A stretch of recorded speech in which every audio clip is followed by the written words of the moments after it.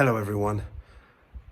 It's a strange time, what with the coronavirus and COVID-19, such that we've closed the site. So unfortunately until June the 1st, at least, we won't be accepting visitors to the site. This has some consequences, obviously. The first is, of course, that our tour guide, Gordon, won't actually end up earning any money in the next 2 months, partly because we're closed and partly because he's over 70.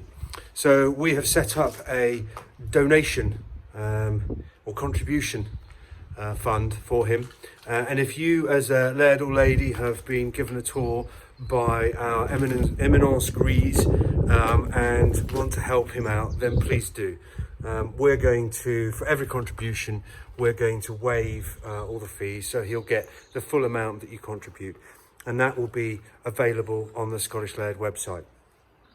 Helping people in times of trouble is, of course, essential that we all do. And our view is that if we can lighten the load by giving you something to think about other than being in your own four walls interminably, then we shall do that. And so therefore this is the first of a series of videos, I hope, videos that will give you some idea of the place and what is in it, but also some works that I'm going to be doing to make sure that I don't go stir crazy, because of course stir crazy is what we all risk if we are going to properly fulfill the government's advice and ensure that we all remain safe, because we all must remain safe.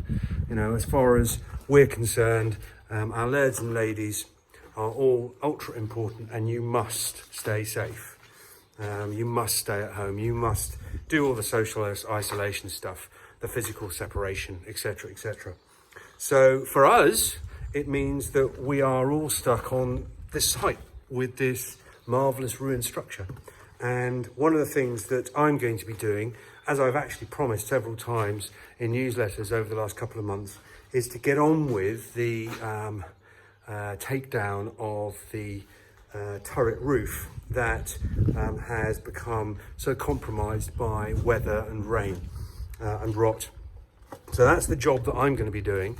And today I have taken down the fallen scaffolding and recovered some of it, so that we then have a platform on which we can get the various materials up to the roof in question. So this is the little lift that we have in place, so that we can get the 4.8 metre pieces of wood onto the roof and give ourselves a bit of safety and also materials to get on with the work itself. So here we are on top of the roof with the turret roof behind me. It's quite a beast, something like 3 metres in height. Access is going to be an issue, but I'm going to work it out and do it as safely as I possibly can. Got a bit of scaffolding, but mostly it's going to be a case of working off this flat roof here. As you can see, it's in a pretty parlous state. That sort of rot is common throughout the structure.